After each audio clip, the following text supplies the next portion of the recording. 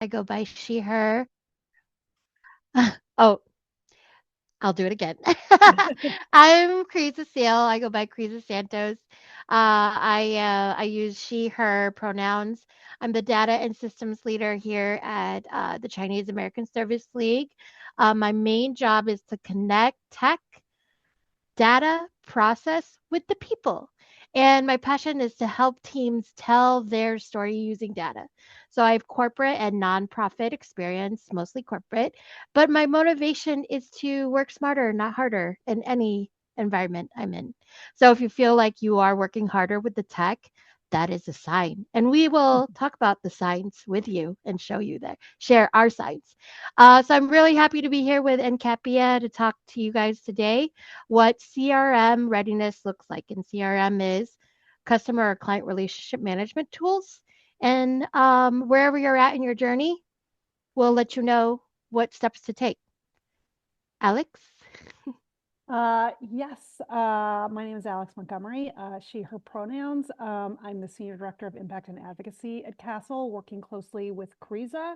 I've spent my entire very long career in nonprofits, looking for different levers to help communities. So this current one is how do you use data to help your communities get resources, get policies passed, whatever the community needs, underserved, communities that often don't have a very loud voice. So I like doing that by organizing things and processes and then telling stories. So that's how I come to this work. So to me, these operational steps are really critical to ultimately what we all want to do, which is improve the lives of people who often don't get what they need.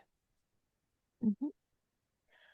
So, like Miley said, and Reggie, we are here. Are you in the right place? Of course you are. From spreadsheet chaos to CRM clarity. We're not going to push a specific CRM to you, but we want to know and help you in your journey because not one size fits all, right? Like you're probably in different levels of your data journey, and we're trying to see and make sure that you know the signs to maybe level up, right? Yep. Oh, what this webinar does. So, um, we are going to talk about spreadsheets, you guys. I, we're going to start with the first chat. Who's using spreadsheets? Everybody? So that we want to sort of acknowledge that that is where most data journeys begin. Maybe they begin on paper, but really they probably begin on a spreadsheet. So you can see on the right, spreadsheet pain points, duplicate data. Do you have lots of versions of a spreadsheet? Are you reporting in different places? Is there only one person who knows how to use a spreadsheet? That's where we're going to start because spreadsheets can be, Excel can be wonderful and is a very smart place to start, but at some point, it's just not enough. And so we're going to talk about that. And then we're going to talk about the people part that Khriza was talking about. It's not really, a lot of it is not the technology. It's about who is doing what are the rules, what are the processes, what are the workflows, and then you figure out what tools work best for that. And it can be Excel, and then at some point, Excel is just not enough. And so how you figure out where you are in that process and move yourself further along. And again, working smarter, not harder. Don't get the expensive tool before you're ready to do the work to make that expensive tool work for you. So that is what we're going to go through today. This was me. Is this you too? Do you feel seen? It's so scary when you talk about this spreadsheet or huge file that it's just been tracking how many rows you have. I'm an Excel and spreadsheet girly, and I know I hide things. So if you were handed this spreadsheet and you're like, what is this? Color, I only use color for one thing, and I'll tell you in a minute. But when I see a spreadsheet that has color, I'm like, what? With no legend? What does this mean? Why did you highlight that?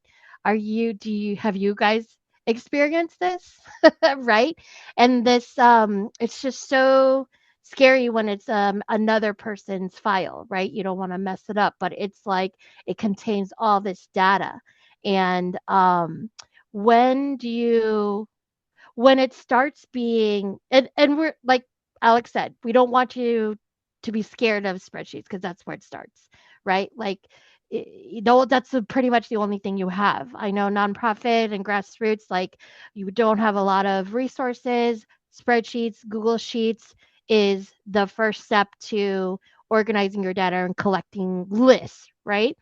I'd like when I create a file, I like to make it super dummy proof, right? I'm like, I lock everything up and I only highlight, I use color for one thing, and it's the only thing that the user can edit. I need a few things from you. But when does it become a pain? When it be when the information on that spreadsheet is so critical to funder information. If anything happens to this spreadsheet or file, you can't move forward, or it houses everything and anything. That's when I think is a sign for you to level up your data organization or data storage, right? So in the chat, where are you in your data journey? Are you still on paper? Are you using Excel or any type of spreadsheets? Or for those event type, are you using Eventbrite or something similar to store or be able to export your registrants and your attendees? We're going to talk about this later, but I like to always say that data is just organized information. So where or how are you organizing your information? Or are you? Because once you Yep. organize it, you can turn it into data. It's magic. Mm-hmm. Mm-hmm. Anybody? Anybody telling us? Spreadsheets. All right, we got spreadsheets. Yep. Anybody collecting like contact sheets, Okay. event? Eventony. Okay. Yeah, that's the other piece. Because I've used Eventbrite because you can export spreadsheets from there. You can combine them with other things. So one of the first steps is that where are all the places that you have organized your information? Mm-hmm. And we do not want to spreadsheet shame, right? Like spreadsheets can be our friends too. All right. All right, so this is the flow of what we're going to talk about today. The big idea on the right, like we're just talking about, right? Is your data? You have it. You've got it in Eventney. You've got a spreadsheet you created yourself for something else. You maybe have your financials somewhere else. So step one is the truth of spreadsheets. Again, we're not spreadsheet shaming. You may actually have more data than you realize you have. So that's step one, is that all the places you've organized your information. Spreadsheets are not the villain. It's just about using them effectively. But once you get to a certain point and you've layered on so much work or different programs, um, you may be thinking about a CRM. Are you ready for CRM life? That is the next section Mm-hmm. we'll talk about. And then what are your next steps and resources? What we really want to do is sort of tighten up what you have and how you can get more from it. And then look at a CRM, which really is going to depend on people and processes first, but also what you really want from your data. So that's the flow of today. So, as you've heard, spreadsheets are our friends, right? They're not the villain. So, what spreadsheets do well, right? No spreadsheets shame. They're low budget, they're easily accessible and easy to share with a small team. And we'll talk about permissions and access later. I already told you that I'm like very strict and my files are very sacred to me. Yeah. But maybe that's the only tool that you have access to, right? Like not a lot of budgets, volunteers, like you want to make sure your resources are spent serving your clients, and this is Google Sheets is free and available. Teamwork and collaboration. It's easy to share now your spreadsheets. So it's very helpful when you're just starting up, right? So, like I've said, when do they start becoming a pain? When do they start tapping out? when you're leveling up, when you're gaining more services, more clients, more events, more attendees, how can you? It's You can't really do spreadsheets anymore because now I think in the chat some of them are very spread out. Your data is across multiple platforms. Spreadsheets is not going to be helpful in that sense, right? They could be start becoming more painful. Manual reporting. There's also endless cleanup. So Alex will tell you about open fields versus drop downs later on. There's no way for you to track duplicate entries, or like you have it spread out and this person is in charge of this and this person is in charge of another thing, but you guys have some data that can uh, be connected, but there's not really a way for you to effectively and efficiently track those duplicates or connect them, right? Also, for those who are doing client journeys, how are and multiple services. One program is in charge of this service, right? But you guys have the same client. Spreadsheets are not going to really do that relationship connection, right? So it was good for very simple organizing what you have, small teams. But when you start growing and getting bigger impact, spreadsheets may not be the best way anymore, right? The issue is scale, consistency, like I said in the bottom, visibility, and the ownership. Speaking of And ownership, speaking of ownership, Alex is going to speaking, tell you about I got, yeah, our friend Jade. our friend Jade. We've made up our friend Jade. Okay. So I've been in nonprofits for a really long time. And I've been at small ones and ones that have grown. And I've seen many, many cases, whether it's data or something else, where you've got many shining stars, and each shining star is wholly responsible for some work. So let's talk about the data of it all, right? You've got Jade. Jade has discovered spreadsheets. Jade's like, I got to organize this. I see here people still using paper. All right, so let's say Jade is in P flag and says, we cannot have paper. I need a spreadsheet. So Jade just takes it upon herself to create a spreadsheet of this information. Then she, by default, becomes the person who is created the spreadsheet, who has decided how it is designed, who keeps it updated. But either over time, as it grows, maybe it'll be too much for Jade. Maybe Jade will leave the organization. And then what do we do? So the truth of having it live in someone's brain, it's a really great place to start. We are happy that Jade got things from paper onto a spreadsheet, and maybe Jade will become the chief tech officer one day. But right now, what you want to watch out for is one person sort of designing it based on their brain and that continuing too long. It's hard to level up from there. So I'm going to keep talking about Jade as we move forward, because if anyone in here wants to comment whether that speaks to you, because when you've got a small organization, someone just sort of takes charge of it, and then if that lasts too long, you can lose some foundational steps.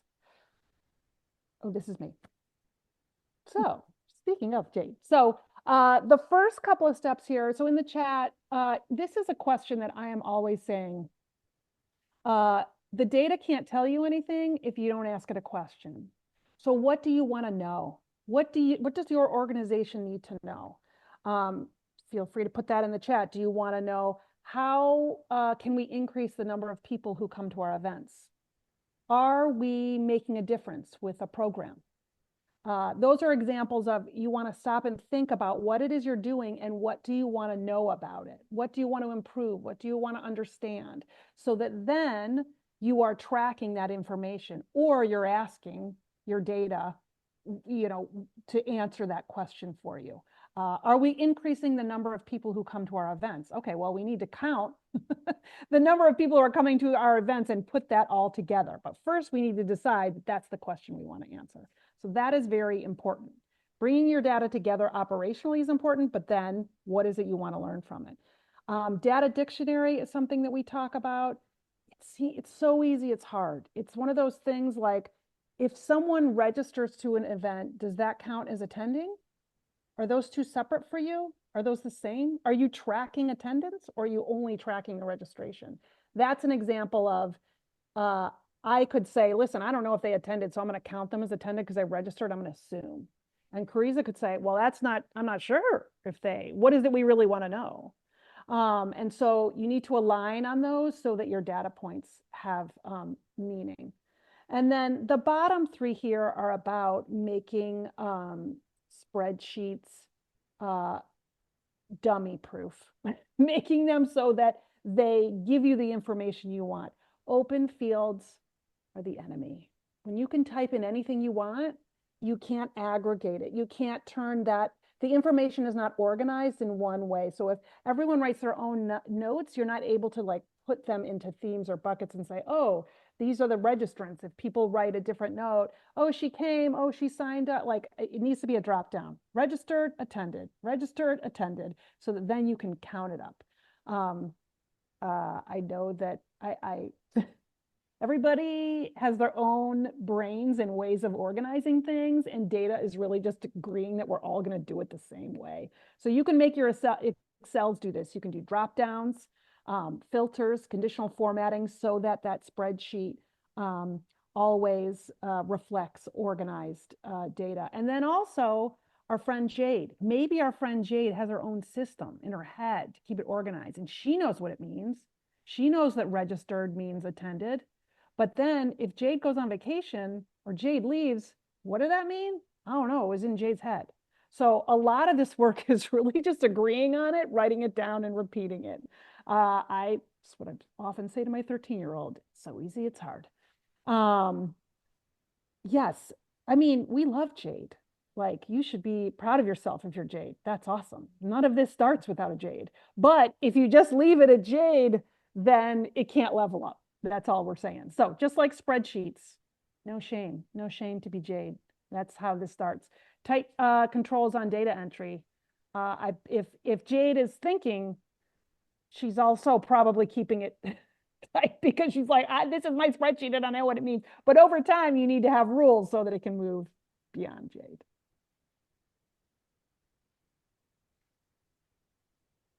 Here are 6 signs that you may be ready for CRM or the next level.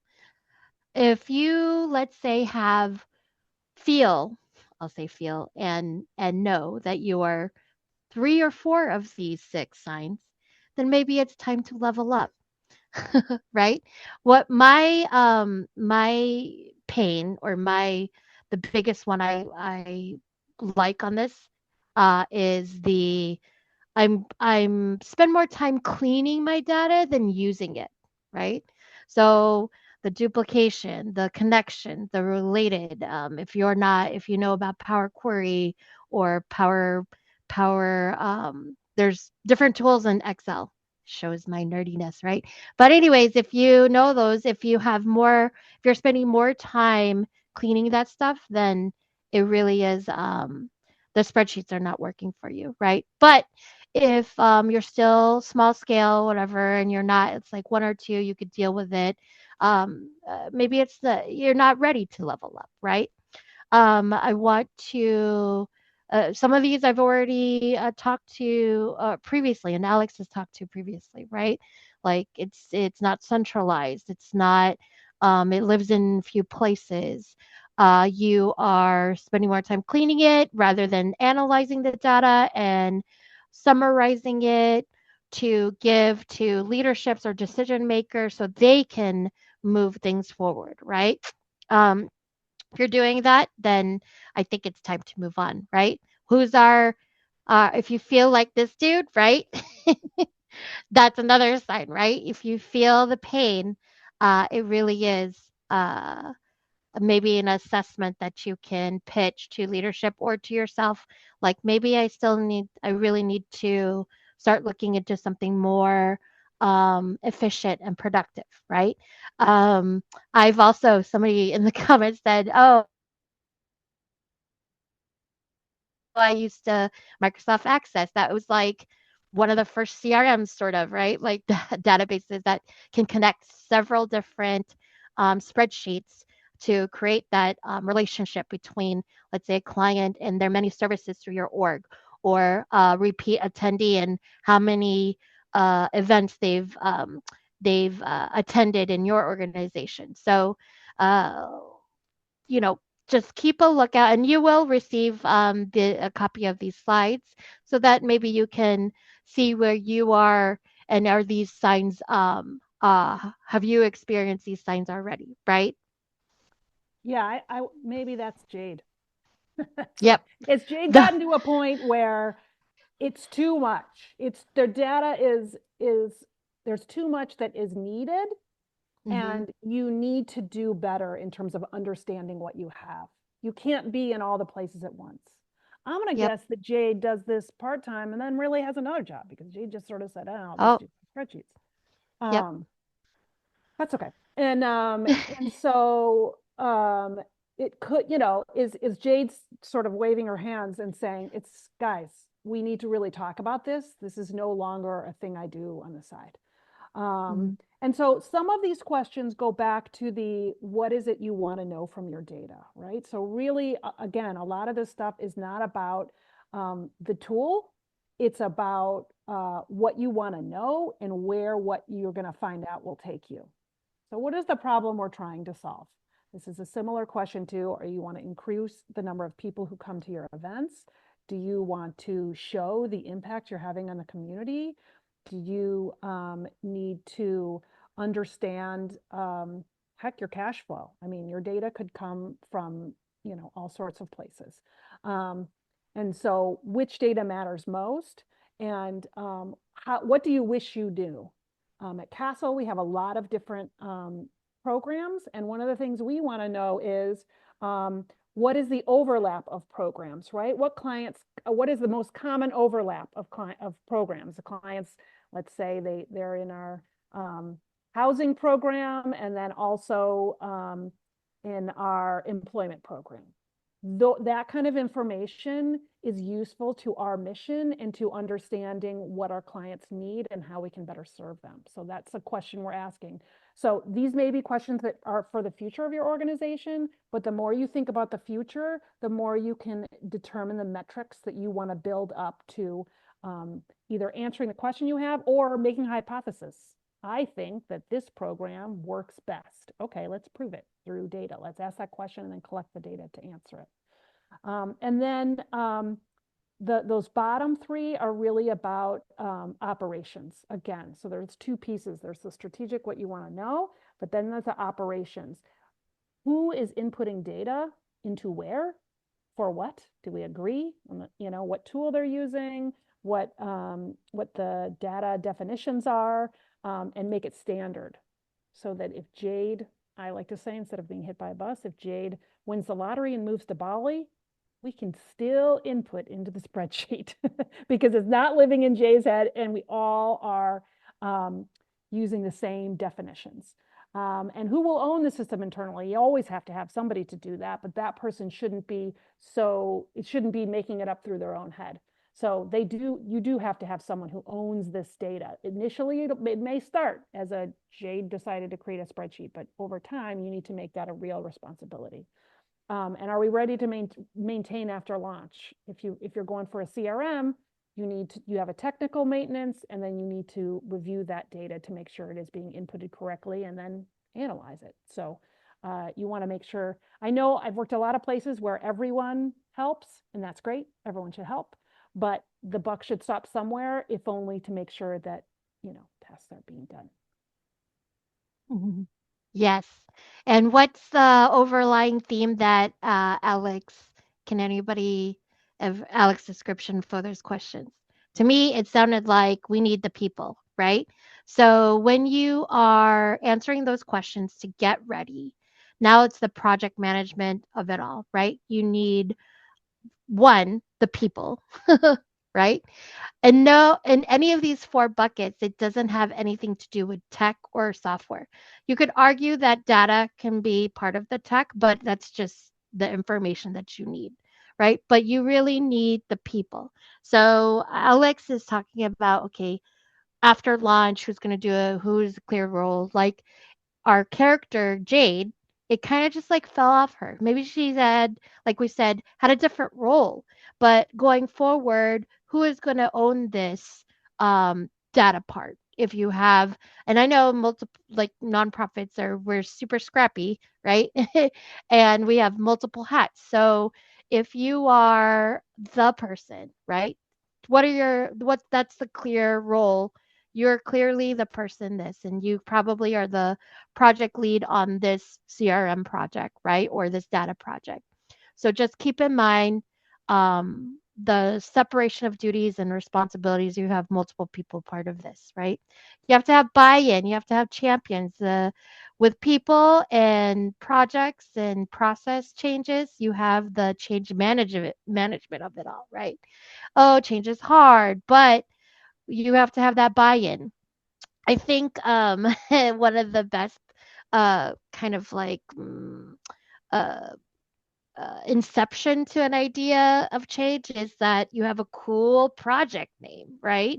Um, uh, Project Rebels. I don't know, Star Wars fans, but you have to make sure that you have your champions and nobody's going against this change. Like, or you pitch the benefit of this change, right? Like I always say, work smarter, not harder. But if making sure that the tech is working with you, not against you, right? That's why tech is here, right? To make our lives easier.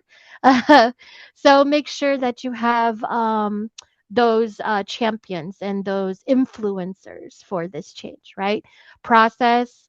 Alex said before, we have the people have workflows. It's not it's this spreadsheet is only in Jade's head, and Jade has a specific way of structuring her spreadsheet, just like I do.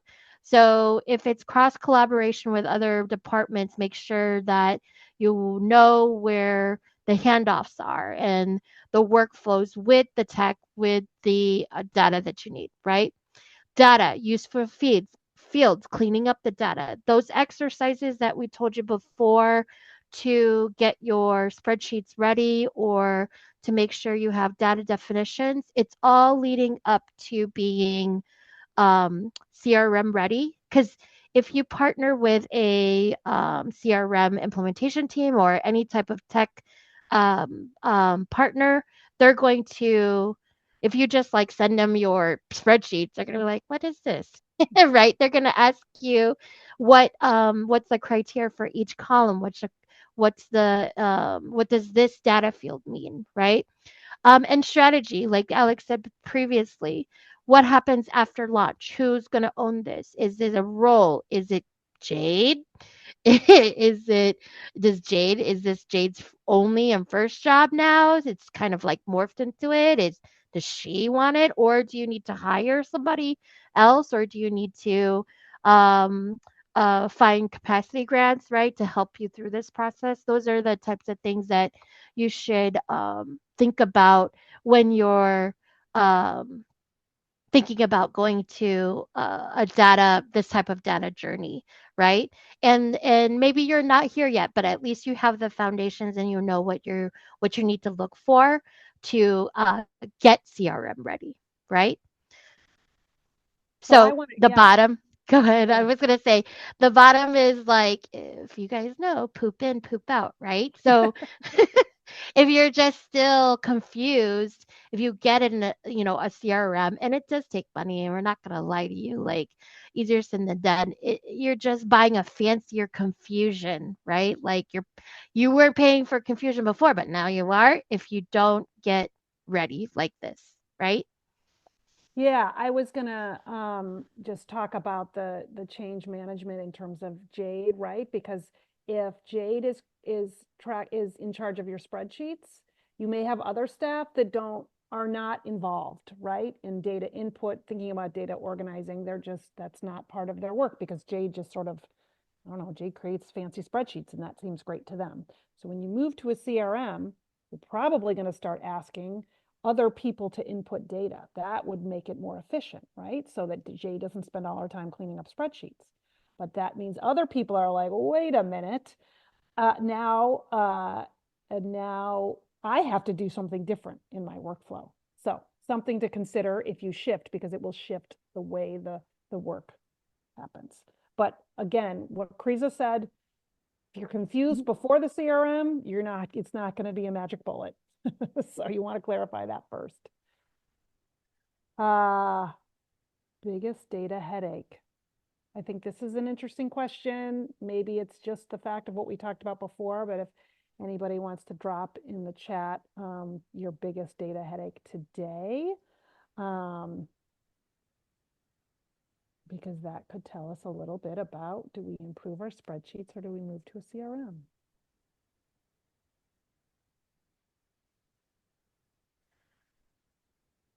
Nobody has. I'm going to give a data headache, a CASL Okay. data headache. Good. Training.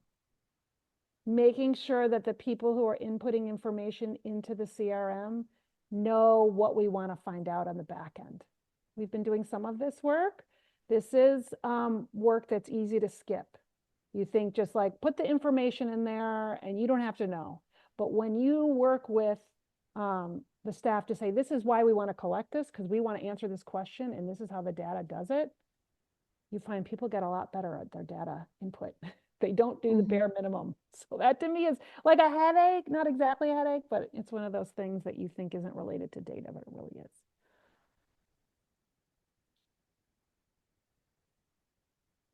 Everybody doesn't have No any headaches? headaches. No headaches. Awesome. Multiple Multiple platforms. platforms. Oh Yes. yeah, we got, yes. Um, Do we have a Lily, because of story on that? funders, because do you have funder platforms and then your own platforms? Because we deal with that too. I don't know that we have Yep. a super magic bullet for that. What we looked at when we have multiple platforms is, what do we want? The funder, we want to tell the funder what the funder wants to know, but we only take from the funder what we care about, and the rest is just like to get paid. But if you have multiple platforms and you have control over that, then reducing the number of platforms or connecting them, Connecting them. or at least taking the spreadsheets and connecting them that way if you can't do a direct collection. Cleaning data from Google Forms. Yep. Yeah, so cleaning data makes me think, ooh, people are touching your raw data. No. Cleaning Feel your that. Google Forms makes me feel like, right. So that is what we were talking about before, that cleaning the data and touching your data, which is, first of all, cleaning is, do you have drop downs? Like, can people put in what they want? Because you don't want to let them put in what they want. You say you have to answer one of these. If the drop down doesn't have what the person needs, then you change the drop down. You don't let them write it in. Otherwise, you're cleaning. And then is the security, right? Like if you've got someone, now we don't want everything to be resting on Jade's shoulders, but you also do need to have a tight control over the data so it is accurate and correct. So you have to sort of walk that line. But right, when people are using their own brains to make spreadsheets say a bunch of different things, that's where you get into that. You need data governance, right? Like, what are the rules about inputting the data and who gets to touch the spreadsheets and what everything means. What data is most relevant to track on a team that does not currently prioritize robust data collection, still introducing and stabilizing programs? Yes, I think I would say what data is most relevant to track on a team that does not currently prioritize robust data collection, because we are still introducing and stabilizing programs. I would start with a meeting around what is it you want to know? Really go back to mission, or what is the point, right? I call it the so what question. Like, you've got a program or you've got something you're doing, step back and say, okay, why does this work matter? Or why do we think it matters? What's our hypothesis about why it matters? And then how are we going to measure it to know if it's working? Or we know it matters, we want to grow it. Or do we want to grow it? So once you step back and have that conversation, then you say, okay, how do we create a baseline today? What is our baseline? right? Like if we want to grow it, you need to say we had X. I mean, some of this is so basic. So pardon me if it seems basic to you, but I often find this can actually be enlightening. Okay, what's our baseline, right? We think these training programs are really important. And so last year we had X training programs and Y people came total with an average of Z per session. Let's see if we can do more next year. Or another way to measure that was the post surveys said people learned something, or, what's your post survey? Okay, let's see if we can improve that metric over time. So when you do that, you know what you want to know. And then you can say, okay, that's the data I'm going to really make sure that we have and analyze and look at. I think a big problem is also people collect data and then they don't look at it. They collect it Mm. and then they go, well, that was a lot of work. I guess we're going to keep doing that. Why are we, but then they never have a meeting and say, what did it tell us? Did it answer that question? And that's when it's not, it makes sense that you're not focusing on the data collection because doesn't matter to you. It doesn't answer the so what question. So it's got to answer the so what Mhm. question. My other thing is don't collect data just for the sake of it. Don't just say we've got so much, so now we know things. That's not how it works. You have to know what you want to know and then get rid of stuff if it doesn't mean anything to you. Do you really need Mhm. to like analyze everybody's zip code? Do we care about that? If we don't worry about it. Work smarter, not harder. Right. Right.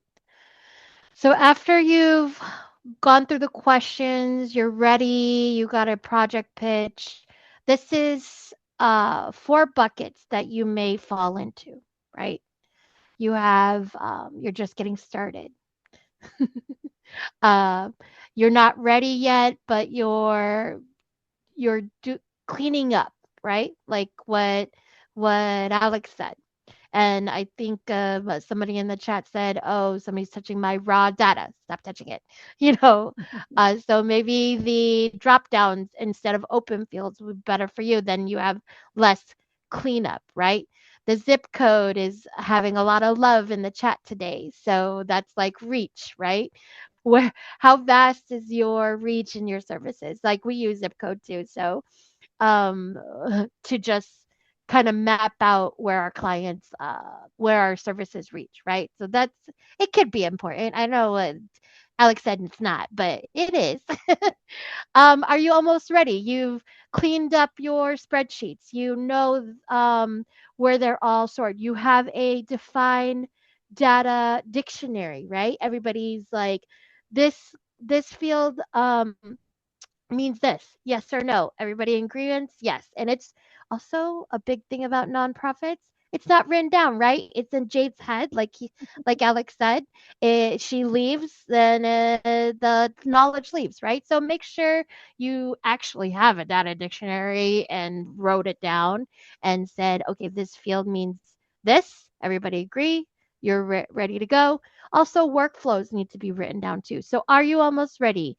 All the different teams that you have know where and when the work stops for their service or their part of the data, and the roles and owners of each part of the journey is clear.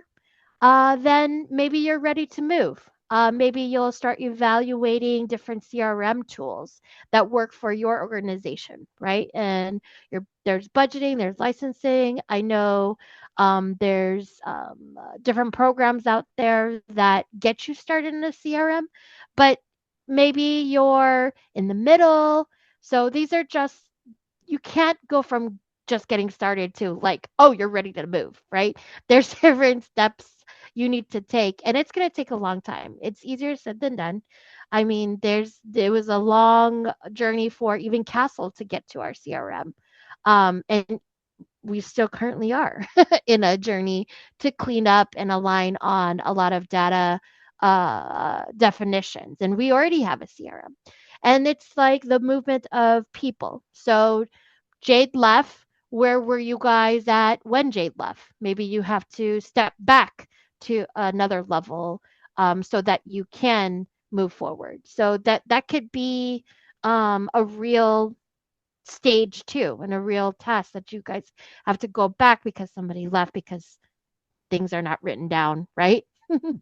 Just something to think about. And it's this, I mean, it's the whole journey of our industry and our world. So this is just a like simple way for you to keep track of if you're ready or not ready or where you are and what's the next step, right? Yeah, it'll if and if you're looking at the data, if you're looking at the analysis and you're regularly using it to make decisions or to see where you are and see where you're going, then you really want to write it down, because then if Jade leaves, someone will say, "Well, where's that report? What happened last month Right. at the events?" Oh, I don't know. Jade just sort of showed up. She was a real go-getter and she just sort of did it, and now Mhm. she's not here. Yep. Definitely seen that happen. So, Yep.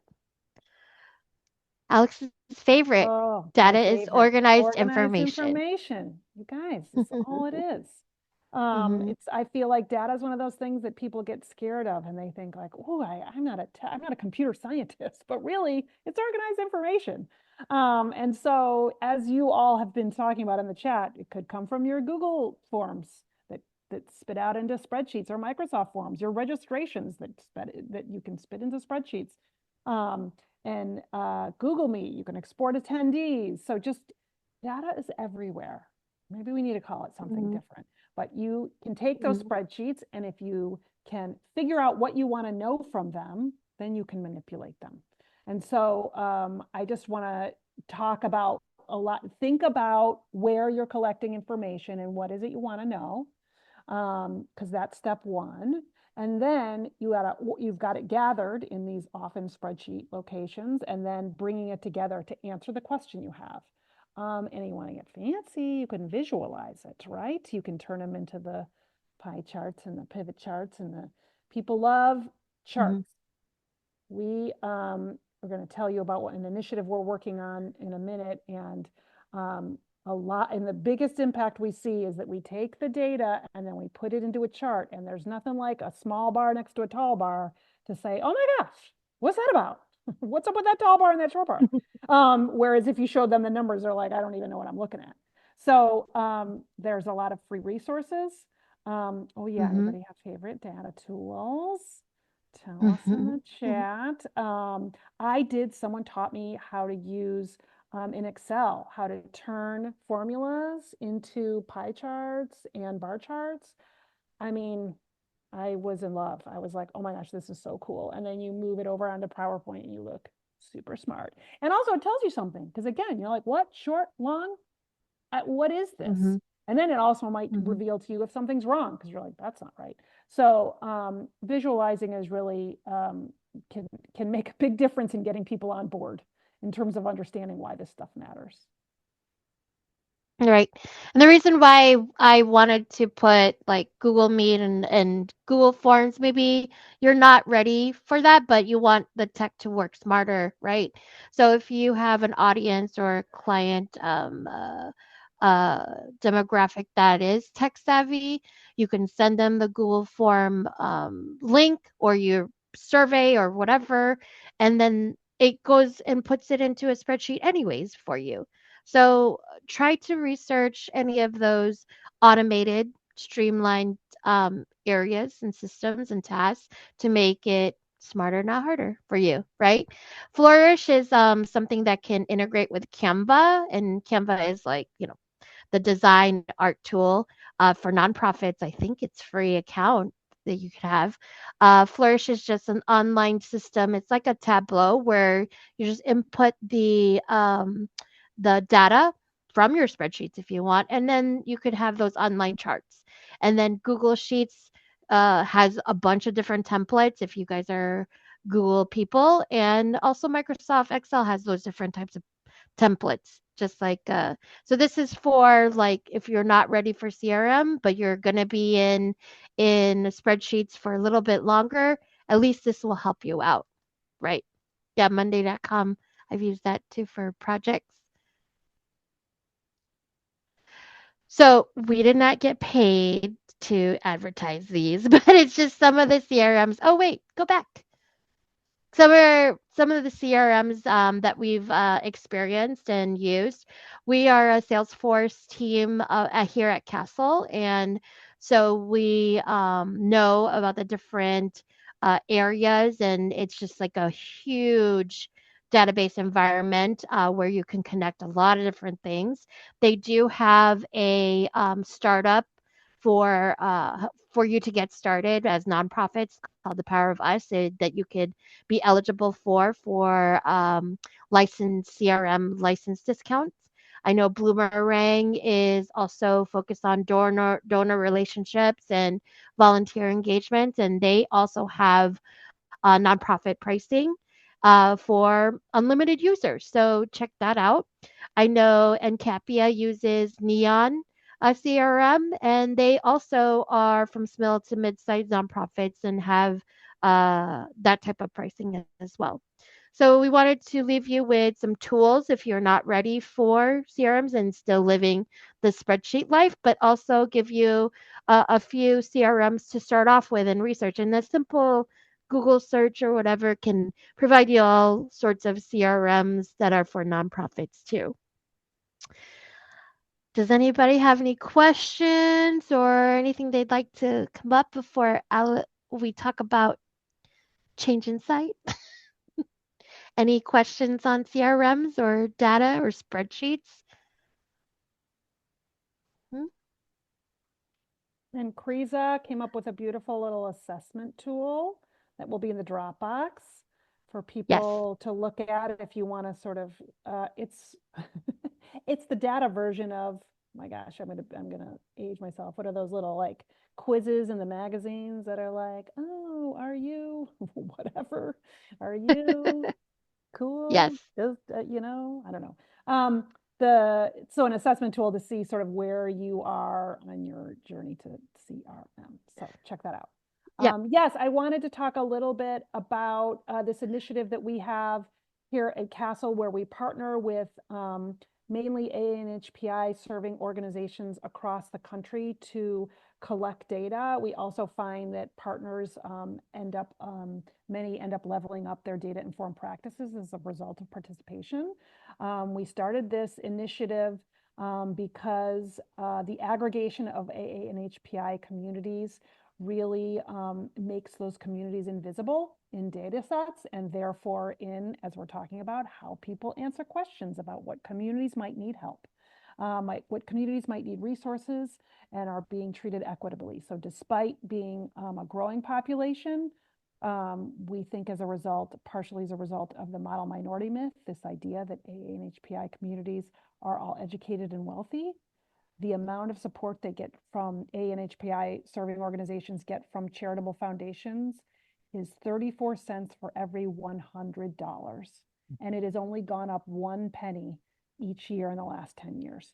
So in order to show that there are needs in these communities, we started Change Insight to collect data about these communities, disaggregate it, and show the true needs. I want to show the next one, Khriza. Yep. Yep. So it's our quick pitch. We're always looking for partners. It is free to be a partner. We provide a back end tool to collect social drivers of health, demographic and social drivers of health data, which is basically all risk factors for the community that you serve. And then we create a beautiful dashboard. So here's for data visualization, and you can disaggregate we've reached 89 communities by every community. So we have a couple of informational sessions coming up on May 7th and 14th. And so if you follow that little QR code or go to changeinsight.org, you can find all this information. We're also having what we call data equity talk. So it's sort of the intersection of community and data. So we know that there's a lot of funky things happening with public data, which makes community-led data more important.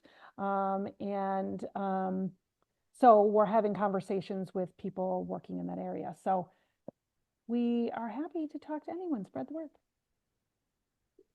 Yes. Scan the QR code and you will be linked to the changeinsight.org website.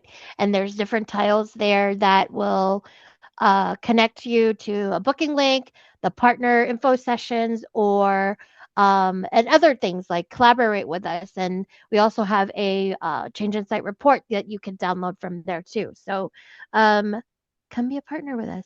Hang out with us in Chicago in October. Oh, yeah, in person. Woo. Yep. Thank you so much, everybody. The next one is just thank you and the available things in Dropbox.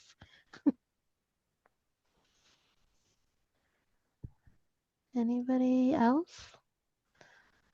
We're curtsying. We're bowing. We're bowing. We're bowing. We're curtsying. Beautiful. Thank you so much from our friends at CASL. We'll stay on just for a few more minutes to see if there's any other lingering questions.